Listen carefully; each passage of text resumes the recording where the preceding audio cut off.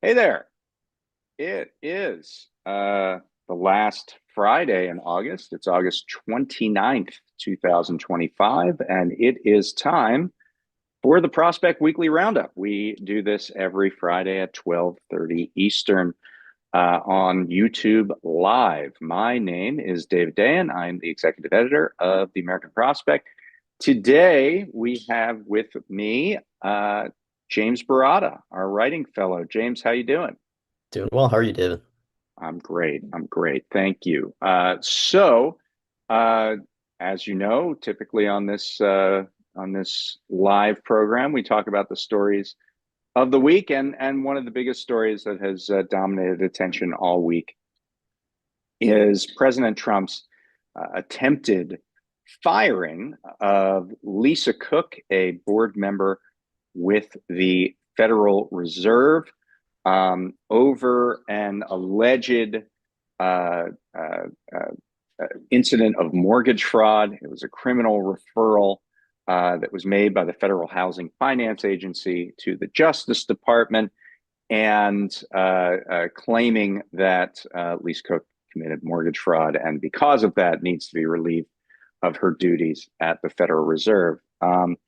The first thing I want to say here is that um, uh, I'm sorry, just one second. Okay. Uh, First thing I want to say is that there is a reason that there is a rationale for why, there's like an actual reason that President Trump is giving to fire somebody. I mean, there have been a host of firings in this administration. And normally it's just, well, you don't align with my perspective on things, and so you're fired. That won't totally fly with respect to the Federal Reserve. The Supreme Court has said that Federal Reserve board members and the chair can only be fired for cause. And It's a little vague what for cause means, but obviously the White House has taken that to, taken the idea that an unproven criminal referral in a mortgage application, alleged mortgage fraud, is enough of a cause to facilitate this firing. And it's one thing that's interesting, James, is the ways in which this came to light. As mentioned, this is a criminal referral from the Federal Housing Finance Agency, which is not a law enforcement agency. And my understanding of FHFA or Fannie Mae or Freddie Mac is that they don't spend a lot of time, rifling through old mortgage applications on performing loans to see whether or not there were, irregularities in those applications. So, how did this come to light, and who's behind it? William Pult is the director of the Federal Housing Finance Agency. He was the one who had moved to recommend, action from the Justice Department on this. And essentially, William Pult has long been sort of a Trump ally. Has used his power as chair, director of FHFA to wage attacks on the Trump administration's political enemies. And in doing so, what we've definitely seen, at least at FHFA, Fannie Mae, Freddie Mac, as you reported yourself, had stacked the boards with many of his sort of own that he has relationships to, and who are further allies of the Trump administration. Um, yeah, and I can sort of dive more into the sort of situation that we talked about this week as well. Yeah. So Pulte then has become sort of a hitman within MAGA circles. You know, uh, Back in the 70s under Nixon, it was the IRS, and there was an enemies list. and the IRS was there was an attempt to weaponize the IRS to go after Nixon's political enemies with audits and things like that. And as a result, there were reforms that put a major wall between the actions of the IRS and the actions of the White House. That wall is, in the process of being crumbled. But in the meantime, you have Pulte at FHFA serving that role. So it isn't only Lisa Cook, it's Adam Schiff, the senator from California. There's an alleged mortgage fraud involved in his application. Letitia James, who successfully sued the president over his alleged tax fraud with respect to the Trump organization. There's also a claim that she committed this. I think, first of all, just to say what the claim is with respect to Lisa Cook, the idea is that within the course of a couple months or so, she listed both a place in Michigan, I think a house in Michigan, and a condo in Mm. Atlanta, which is where she's from, as her primary residence. This is all, by the way, we have no evidence whatsoever. I'm just going on what Pulte put in his criminal referral to the Justice Department. He claims that she listed both of those residences as her primary residence. I think, first of all, we don't have the evidence at all. Second of all, you can have two homes as your principal residence. There's a difference between primary and principal. The idea here is that banks typically lower the mortgage rate on a principal or primary residence because they expect you to be living in it, and therefore you wouldn't default on the property that you might do more easily if it was a second home. So listing both homes as a primary or principal residence could be seen as a way to get a lower mortgage rate than you're entitled to. However, there is no, if you are, particularly when this was done, which was before Lisa Cook was on the Federal Reserve Board, when she was a professor, and you spend the school year in one area, one residence, and you spend the time not at school in another residence, it can easily be said that both of those are your principal residence because you spend a large portion of your time there. So until we actually see the evidence here, and by the way, Lisa Cook is suing over this, and there could be discovery, so we could actually see what we're actually talking about here. It's an unproven allegation at this point. But Pulte has made this habit of taking major Trump enemies and alleging unproven allegations with respect to mortgages. So that brings us to what else Bill Pulte is doing with respect to the mortgage market. And it was a subject of a story that you wrote this week, James. So at the same time that he's accusing all these individuals of committing mortgage fraud, he's instituting or attempting to institute a practice that might make it much more likely for mortgage fraud to be committed. And tell us about that. Yeah, so in June, after some online exchanges with members of the crypto community who basically had said crypto should sort of play more of an outstanding role in mortgages, specifically as it relates to mortgage applications. And, as part of that order, came down within a couple days of seeing, those exchanges sort of proliferate.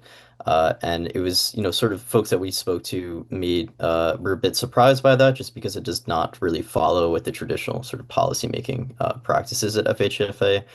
Mm-hmm. Basically, that order came down. At this point, the boards of Fannie Mae and Freddie Mac will need to vote on proposals to actually implement this. There is more information that But yeah. wait a second, James. Mm. Who is the chair of the boards of Fannie Mae and Freddie Mac? So in addition to stacking those boards with allies, Pult made himself the chair of both of the boards. Right. So So you know, he is issuing a directive from FHFA on a policy change for Fannie and Freddie. and saying, but look, Fannie and Freddie will have to agree to this policy change. But he also chairs the board that will be deciding on this policy change. And he's also stacked the board with friends and allies. So, the idea that there would be some differentiation between what Pulte, the FHFA director, issued as a directive and what Pulte, the Fannie Mae and Freddie Mac chair, will actually go forward with seems pretty ludicrous. Yes, and this is something that Senate Democrats have inquired about, sought specific information about, and sort of raised questions about sort of that exact dynamic. And to my knowledge, at this point, I had not sort of received any notice or information from that sort of side about the sort of response to that. But in any case, Yeah, the sort of question here is how exactly this would play out. It's a little less clear, but it really could happen in one of two ways. So really, there are reserve assets that are sort of used in the mortgage application process to, determine someone's ability to, basically determine their creditworthiness, right? So, right, these are things like stocks and bonds and stock right. options, things that are The highly idea liquid, tradable.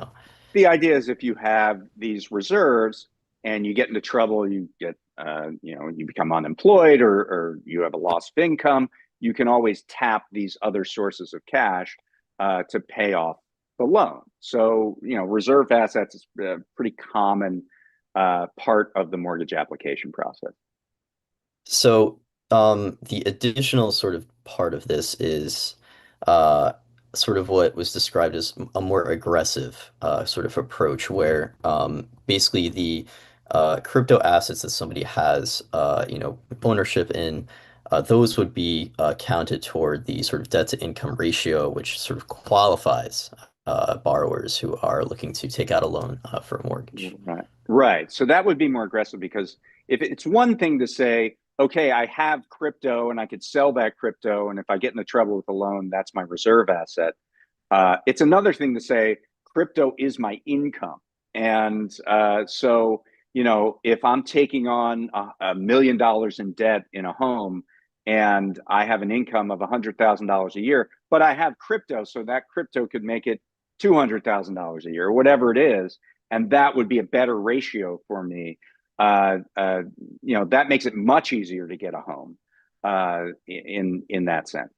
And you wouldn't need to convert that cryptocurrency to cash before it would be Right. sort of qualified. So that is an important piece of this as well. Right. And so what is really the I mean, some people might be asking, hey, I mean, crypto is kind of a liquid asset. What's the danger of allowing crypto either as a reserve asset or as, calculating in part of the debt to income ratio? What is the danger of allowing crypto into this mortgage underwriting process? I think the you know, demonstrated history of crypto has very much it's not really lost on some folks that, this is something that is an extremely volatile asset where I mean the price swings are well beyond what is sort of seen in traditional asset classes. So the sort of situation with that is that volatility, the argument additionally, right, you have traditional crypto that has that volatility. Stable coins themselves have less volatility, still kind of remain, have that risk, obviously. But at the Mm-hmm. same time, with like stable coins, you sort of run the risk of Silicon Valley Bank collapse 2.0. And that's because Right. if a group of investors, really like retail investors, right, like people who are just investing in crypto, like people who buy homes, and take out loans for homes, uh, they all end up, there is a sense that there could be a potential run on the bank, in terms of a financial crisis or financial sort of turmoil, and that causes if a run on the bank or a run on the stable coin company. That would not bode well, obviously for the investors, but also for such investors that have said, okay, my assets in crypto, have made me sort of more, viable as somebody who could be sort of using that to secure a mortgage. Right. And so you're talking about a highly volatile asset, and not just that, but an asset that can often vanish. So one minute you have $1 billion of Ethereum or something, and the next minute, that or a meme coin, and the next minute there's a rug pull, and that meme coin is completely worthless. And you put those assets from that meme coin into your mortgage application and said, this is the reserves I have. So I may be making money as a flamenco dancer, but I have the cash because I have all this crypto, and then that crypto goes away immediately. And so that could create a lot more, I assume, stress in the mortgage markets if we're essentially opening it up to kind of a fraudulent set of activities. Yes. So, but the other side of this is that if you allow crypto to be calculated as an asset in mortgage underwriting, it's probably good for crypto, at least in the short term, right?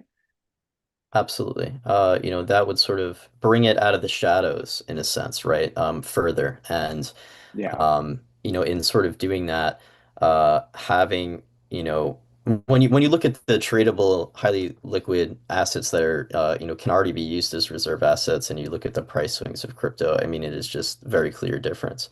yeah, Um, so, the sort of issue with having crypto sort of come to prominence in this way means that the folks who have kind of rallied behind, having it become more mainstream are bound to benefit from it because it will be used more widely in that sense. 100%. And so then we have to talk about, we got to kind of follow the money here. So, what is FHFA Director Pulte's relationship with crypto?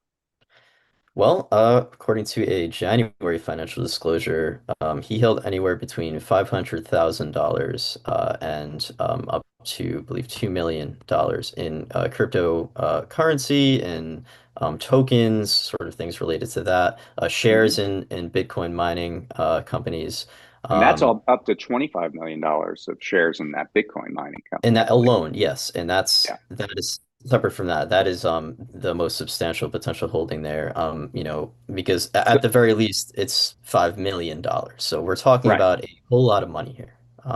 So at least as of January, he had major financial interests in crypto, and it's unclear whether or not he has divested of those assets. It's unclear whether or not he would recuse himself from any decision making, but he's already given the directive. So clearly, he's involved in the decision making regarding this crypto mortgage underwriting situation.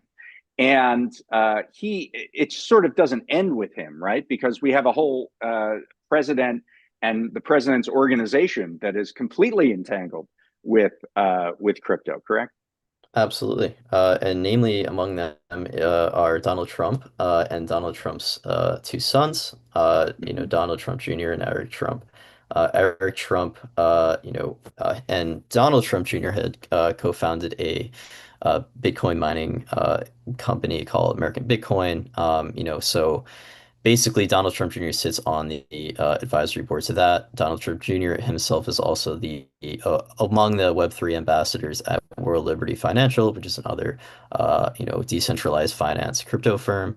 And then in addition to that, Donald Trump Jr. is a partner at an investment firm called 1789 Capital. They do a whole sort of different litany of investments in sort of disruptive technologies that the folks involved there say are sort of part of this parallel economy of companies and businesses with conservative values, sort of the inverse of environmental social governance, right?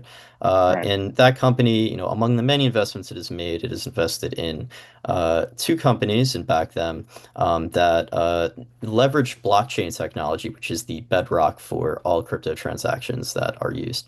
And basically, recently actually did a funding round with Polymarket, investing more capital with them, which is, that firm is a sort of prediction engine that's sort of powered by this technology.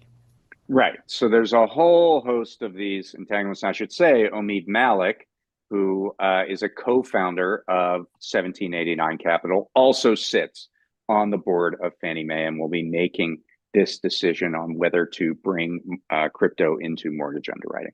And then there's one other aspect of this, which is the I don't know, executive club that Trump Jr. And Malik co-founded in Washington, right? With some crypto folks. Including David Sachs, who's Donald Trump's crypto czar, Winklevoss twins, who Right. co-founded Gemini, a crypto company, and a prominent Canadian American billionaire and known crypto investor as well. Right. So you have, I mean, the idea that there's going to be some considered decision making process here. I think the die has already been cast, and we're going to see crypto involved in not just the mortgage market, but in a number of financial markets. And the fear here is that in I remember in 2022 when we had the kind of crypto winter where a number of these organizations, including FTX, crashed and collapsed. That really didn't cause anything beyond a small ripple in the larger financial system because there was kind of a separation there between the crypto world and the broader financial world. There wasn't really any way for those losses to cascade through the system. But if you have crypto, involved in major banks, if you have it involved in the mortgage markets, if you have it involved in all these other aspects of the financial system, that ability for this cascade effect is very much in evidence. It's very possible, and the other thing is that you mentioned stable coins before, and how that can also cause this kind of ripple effect because stable coins are supposed to be backed by the US dollar and are pretty tied to treasury markets. Yes. And what I will also add is that there is sort of rampant non-compliance with anti-money laundering laws in Right. the United States specifically compared to other countries. And it is, sort of rife with that. Earlier this year, there was a sort of hack on some crypto exchanges, one of which I think estimated irrecoverable losses totaled $1.5 billion. Mm. And then the Coinbase one, which is separate from the Bybit $1.5 billion hack. That Coinbase hack was $400 million in irrecoverable losses. But I also want to add that this all comes at a time when home ownership is really so more and more out of reach for more and more Americans. Right. And especially looking at the black-white home ownership gap, the FHFA is instead focusing on making sort of crypto come into play in this mortgage underwriting process, more so focused on that than, really expanding a number of things like access to manufactured housing and cash flow underwriting and just the sort of many And things that would serve this there's being. another point to that. So if housing is very out of reach, and if now holding crypto can help you get a mortgage, think about the sales pitches that crypto exchanges, that crypto companies can make to people in the middle class, people of modest means, saying, hey, your ticket up the ladder, your ticket to the American dream is based in crypto. Because if you get this, now you can more easily get a mortgage, especially if the price goes up, and our numbers always go up, and it can be very attractive to someone who's looking to buy that first home to get into the crypto market. So, I mean, this whole thing is kind of like a circular loop of that inevitably will lead to more people getting involved in crypto and more people losing out ultimately when they're left holding the bag at the end of the Ponzi scheme or whatever. And just to add to that, it also appears, under the current leadership of FHFA, folks there seem to have forgotten, namely Pulte, the sort of lessons of the 2008 financial crisis, and Yeah. looking specifically at how Fannie Mae and Freddie Mac are still under conservatorship, and sort of getting beyond that would require, a substantial faith in the housing market. This just sort of conflicts with that directly. Right. Right. And that, the White House has said that's what they want to do is move Yes. Fannie and Freddie off of the public books. So yeah, it's I with all of this in mind, I forgive me for seeming a little confused that Bill Pulte has a serious commitment to fighting mortgage fraud. It just doesn't seem like that's his primary concern. And his primary concern is, delivering, dirt and opposition research on enemies to President Trump so that President Trump can get control of what he wants to get control of, in this case, the Federal Reserve, so he can lower interest rates, so he can lower the cost of the staggering amount of debt that he put on the federal books with the One Big Beautiful Bill Act. So uh, that's, I think kind of where we're at. Okay, we're going to switch gears here. And one of the ways you can look, I think, at this Lisa Cook firing and the firings of many other members of the Trump administration, many other members of federal agencies, whether you're talking about USAID or you're talking about the Centers for Disease Control and Prevention, which had a mass exodus Hmm. yesterday, or even this individual who was on, members of independent agencies. The one of the ones that was, it's even more obscure, but it would be a big story if it was just by itself, is this guy from the Surface Transportation Board, a Democrat, Right. who was about to review and vote on a massive railroad merger, and you've written about that merger. Yes. He was fired yesterday, and so now there will be less, scrutiny of that merger. But all of these things, I think, you can see sort of writ large as attacks on workers and attacks on federal workers in particular. But I think that behavior gets modeled in the private sector as well. And Mhm. you wrote earlier this week about a parallel attack on federal workers, not just the firing of them, but the loss of their collective bargaining rights and the attempt to control what they do, not just on the job, but even outside the job. So tell me about that. Pretty much. So, employees at the Environmental Protection Agency have faced, I mean, an extent of difficulties in recent months as a result of sort of this demonizing of federal workers, rejecting of science. Specifically with EPA Administrator Lee Zeldin sort of folding in the Office of Research and Development into, the sort of main office at EPA.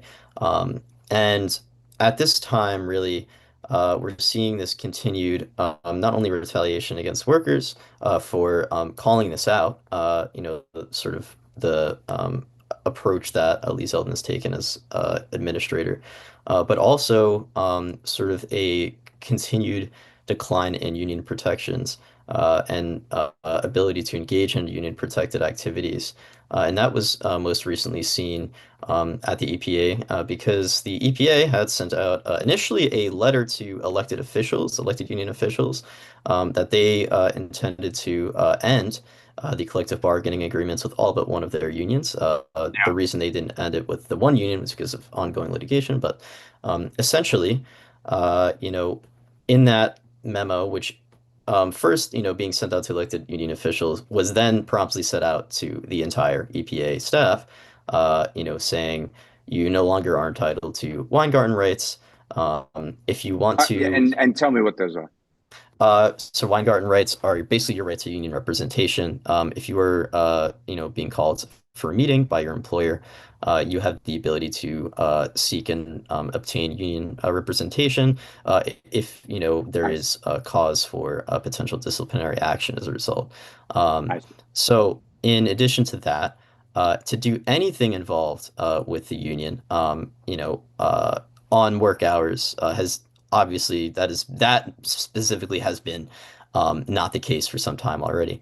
But that was sort of further reinforced in this memo that was sent out. And in addition to that, the most explosive thing here, I think, is really the EPA saying that if you would like to, engage in, sort of activities related to this union that they, obviously now no longer recognize, you have to seek approval from the EPA Office of Ethics to do that, and that is on off-duty time specifically. And it's really, before I keep going, there's a whole other dynamic there in terms of the way that this was presented to EPA employees as well. But that is sort of where things currently stand. Yeah, I mean, so it started with you thought you had collective bargaining rights. You negotiated those with your employer. You negotiated a contract.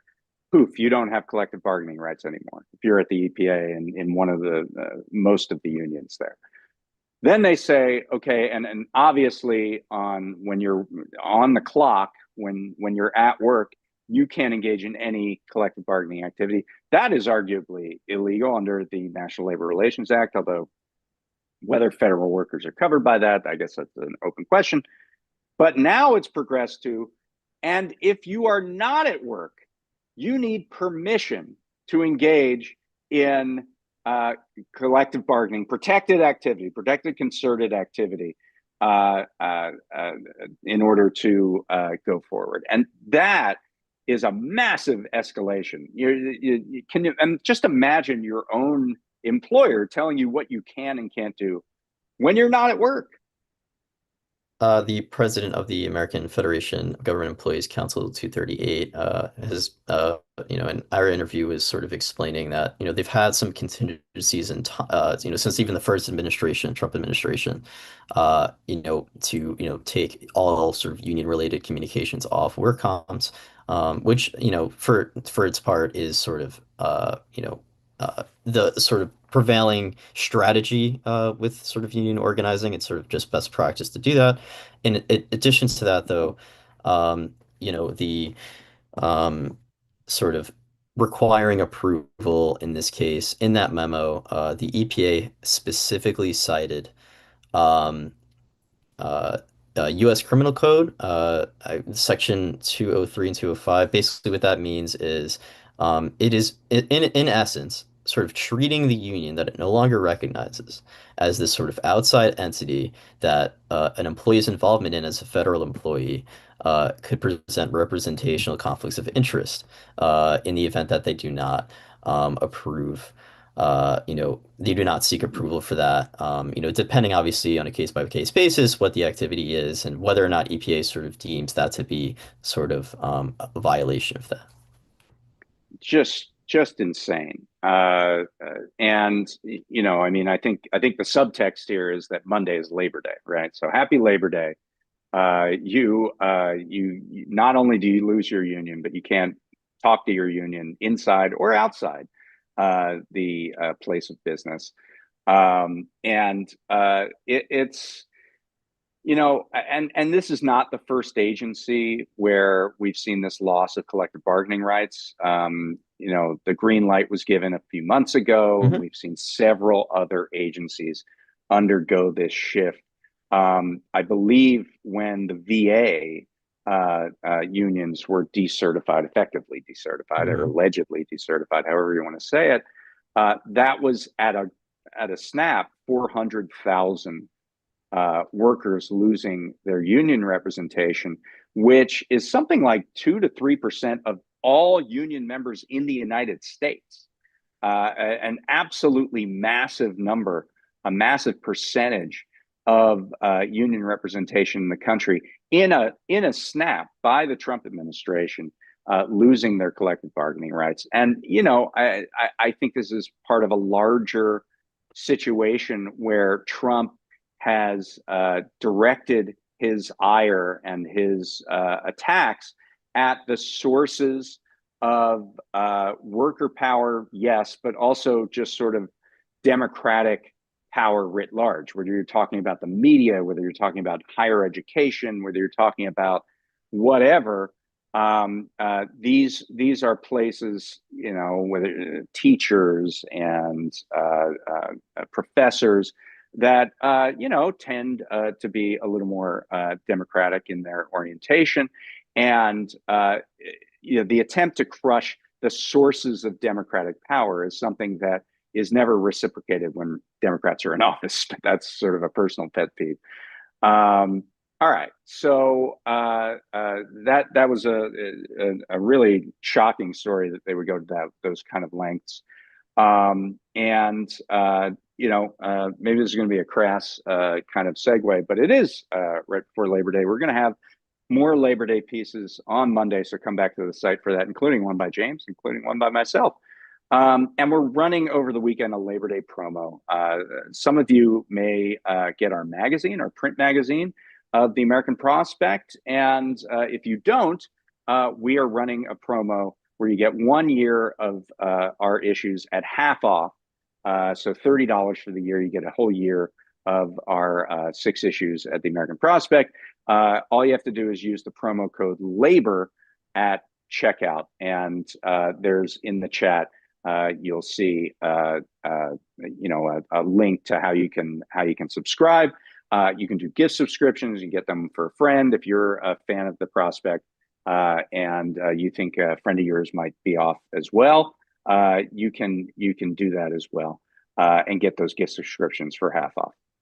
Okay, so I think the other things that we want to talk about in the time we have left is about, we kind of alluded to it, obviously, with the attacks on the Federal Reserve, the attacks on the CDC, and then, obviously, the occupation of Washington, D.C., and the use of National Guard troops and other federal agents there.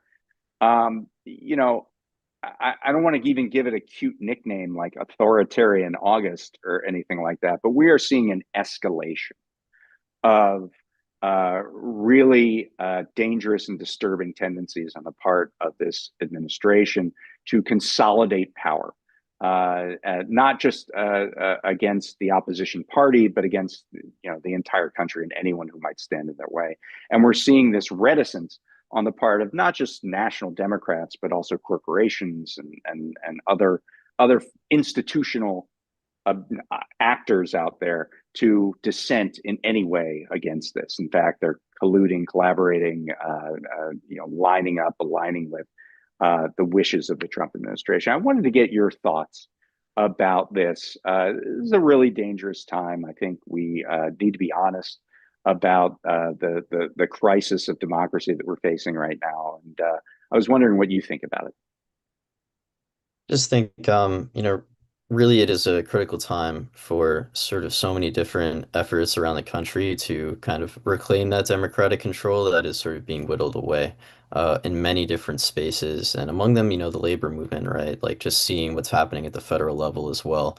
Mm-hmm. Definitely kind of strikes that fear. And when it comes to sort of deploying National Guard troops to supposed liberal cities run amok, but then also like, that potential sort of expansion of that. But then obviously, looking at DC, like wherever President Trump feels or perceives to have a certain degree of power, he has proven that he will exercise it, and namely that is the case in DC, given sort of the deployment there and sort of the national emergency, and basically releasing I think it was like the memo with all the statistics about crime going down as a result of what they did, which basically, as folks over at I believe it was Mother Jones had pointed out, was just kind of easily kind of disproven Mm-hmm. as well. Yeah.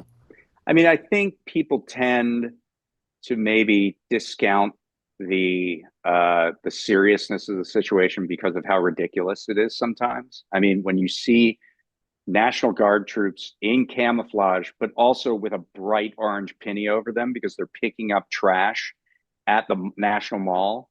It's a ridiculous image, and it's also and it actually is a cover up for the other misfortunes and missteps of the Trump administration, because the reason that National Guard troops who have plenty of better things to do are picking up trash at the mall is because they cut all this, the Park Service personnel, and so they have nobody else to do that. And so there's a faint kind of ridiculous nature to this, and there's too much of a tendency, I think, on the left to just sort of laugh and point at that, and not take it with the seriousness at which it deserves. So that's one thing I would say. And the second thing is that,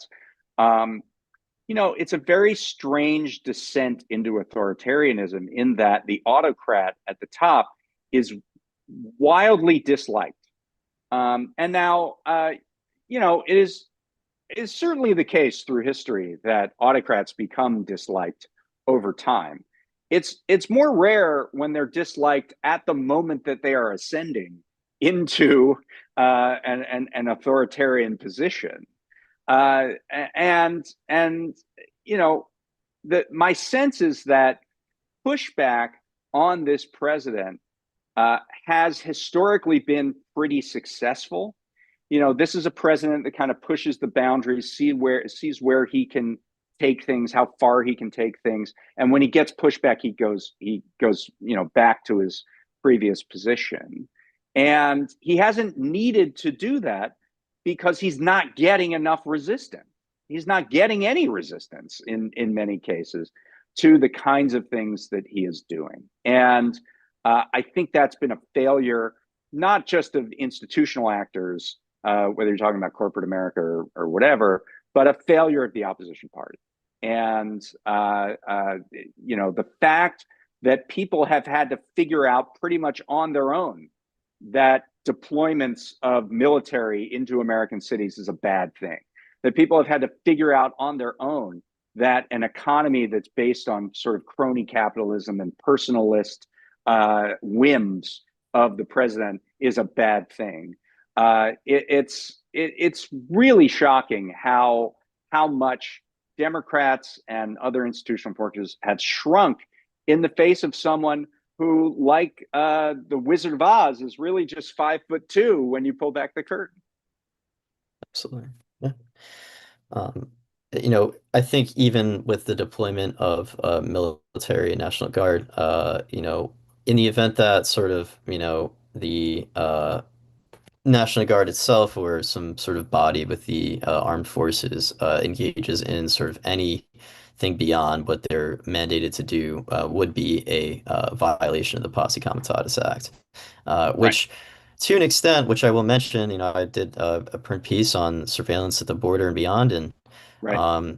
there is sort of this military base that it was built in, I believe it was Arizona. And, what ended up sort of happening with that is the actual perimeter of the base is sort of encompasses much of where, a lot of there are these sort of crossings and, really goes kind of right up against where the border communities sit. And, folks I've spoken with, including law enforcement, have told me that this is totally just unprecedented and would be a complete violation of that. There's another new facility that's being built on a military base, an immigration detention Hmm. facility at Fort Bliss, which historically is a place where a Japanese internment camp was, right? So, I mean, you think Yeah. about the historical echoes of all of this. But immigration detention, I think, is an interesting example of this, because there's this notion that presidents can kind of do whatever they want in immigration policy, number one. And number two, this is a winning issue for Republicans, and we can't get involved in suggesting that the snatching up of kids and undocumented people who have been here for decades is something that offends the American conscience. And Democrats have been very reticent, I would say, to making the attack on immigration. And yet, uh, what do we have? We have the biggest shift, maybe in American history, in terms of American attitudes towards immigration. They're much more in favor now than they were when President Trump got elected. Number one. Number two, the legal cases against what the administration is doing have largely been successful, at least until they get to the Supreme Court. Alligator Alcatraz right now has nobody in it because there have been successful attempts to shut that down as an illegal operation, something that wasn't built in accordance with the law. So this is an example of you know uh, the public figuring out for themselves, certainly without the help of the Democrats, that they have a far more nuanced view of immigration than get rid of 10 million people who have been contributing to the economy and the society of this country. Absolutely. And I think what sort of that kind of makes me also think about is in the case of the EPA, and the rollback of environmental protections, um, you also sort of looking at how the Alligator Alcatraz was shut down based on sort of an environmental violation. And it's sort of imagining, how that could have played out and, without such protection in place. It kind of it makes more clear sort of the interconnections that span a lot of these different sort of issues that are really starting to come to a head right now. I think interconnection is an important point because what do we keep hearing? Whether we're talking about the deployments on U.S. soil of the military or other, various Trump administration attacks and things like that, is that they are a distraction. They're a distraction from higher prices. They're a distraction from the price of eggs. They're a distraction from the kitchen table issues that we have to talk about in this country. And running away from creeping authoritarianism isn't a way to stop creeping authoritarianism. The idea that you try to retreat to some high ground where you think the American people might be, it just ends up making you look weak, right? And it creates an impression among the electorate that Democrats don't really have considered views on any subject, and are just chasing sort of poll-driven, tested themes. I think that's really dangerous.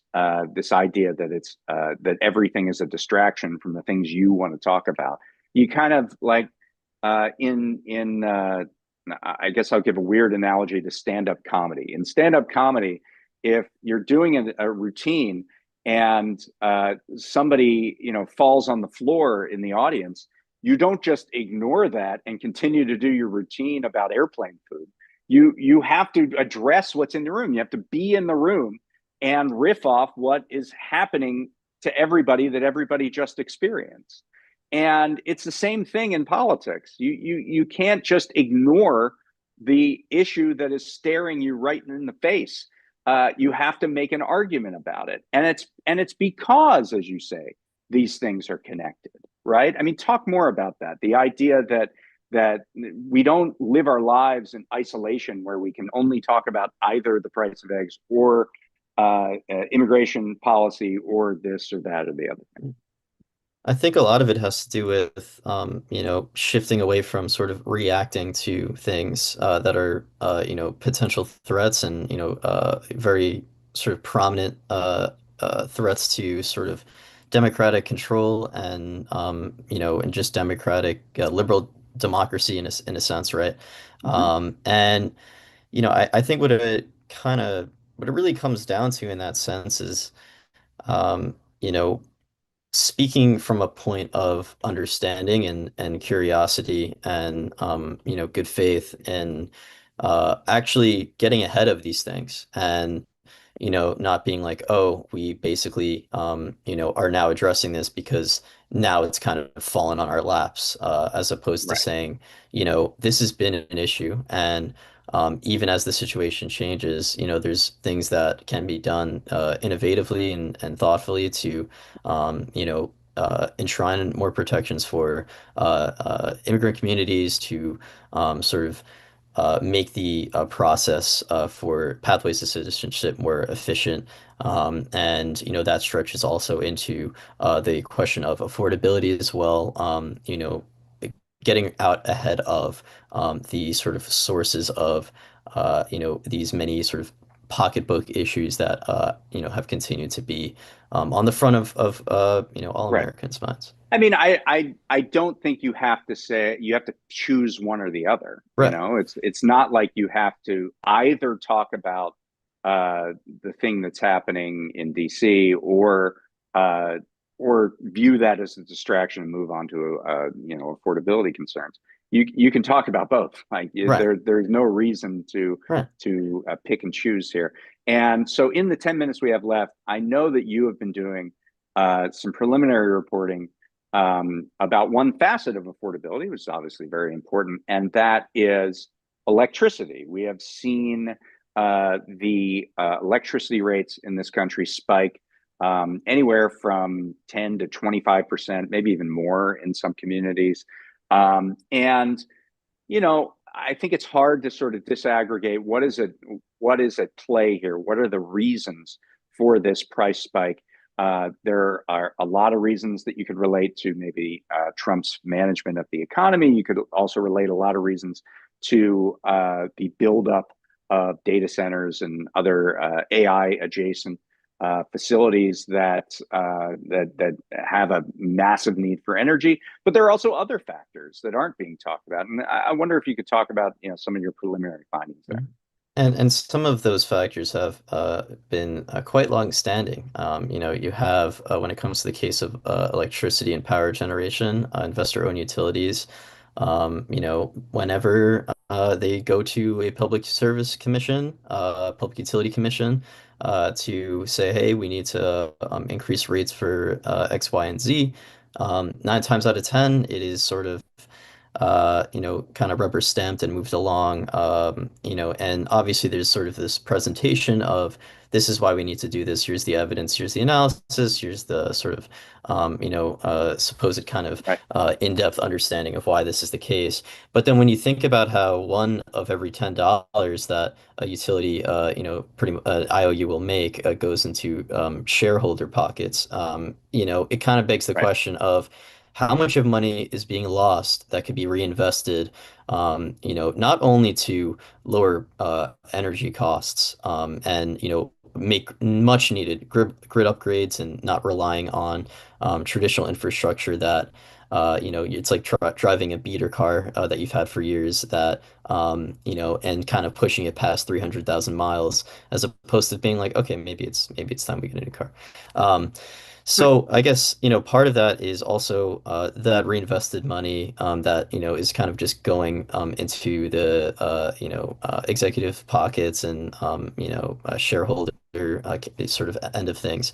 Some of that, I think what a lot of folks who are really pushing for energy democracy and reclaiming public control over utilities Hmm. are saying that, that money and reinvesting it in making things better is also a way to kind of speak to concerns that unions have over, their sort of issues with their employers that are IOUs, and using that money to ensure that those employees have access to adequate wages and benefits, and really ensuring that attracting folks to that position. And just in my preliminary reporting, like the sort of as it was presented to me, the sort of 50, 60-year-old Irish Italian folks who have been sort of the among the many folks who are kind of have been in sort of blue collar labor roles.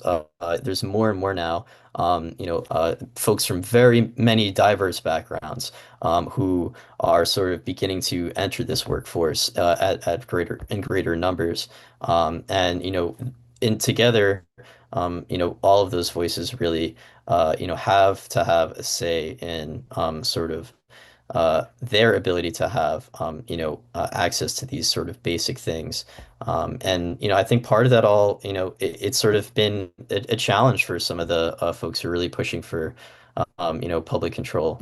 But it's something that, I think is being worked through in a way where, it comes down to communicating not only the affordability question to people who are ratepayers, but also, looking at sort of why, the sort of understanding the needs of the labor sort of workforce are sort of part and parcel of that, and it all kind of comes into the economic populism campaign and things around that. Yeah.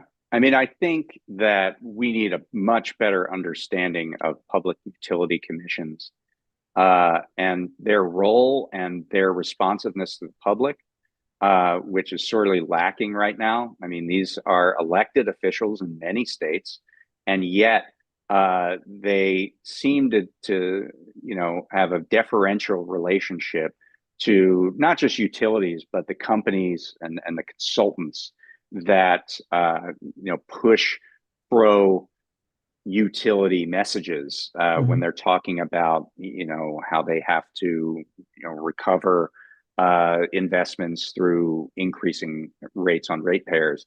I mean, there is, it's hard to disaggregate all this stuff because it is Absolutely. true that when you have, and we wrote about this week, a wind farm off the coast of Rhode Island that's 80% done, that the Trump administration says, no, we're stopping this entirely, an offshore wind project. If you're not bringing stuff onto the grid, then yeah, you're going to have a problem maintaining capacity, especially as demand for electricity increases. So there's no Absolutely. question about that, and that's certainly a big part of what utilities are thinking about when they're raising rates.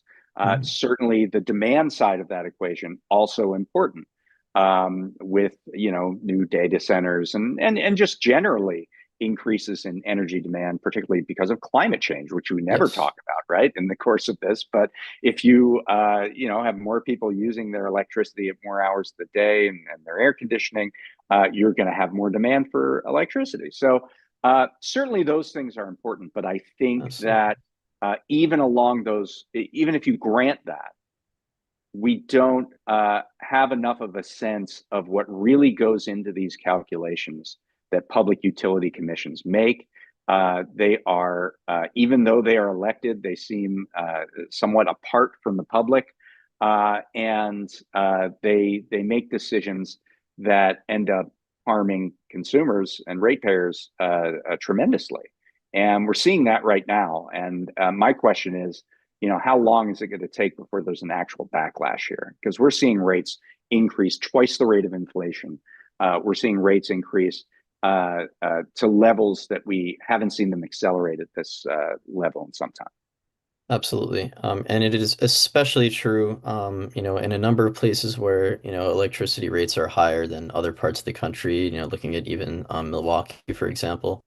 Folks there telling me that they really do compare nationally are paying some of the highest rates. And then you go Mm-hmm. a step further, looking at Puerto Rico.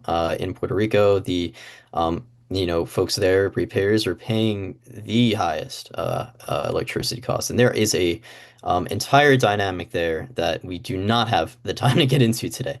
That Yeah. is related to why that is sort of the case.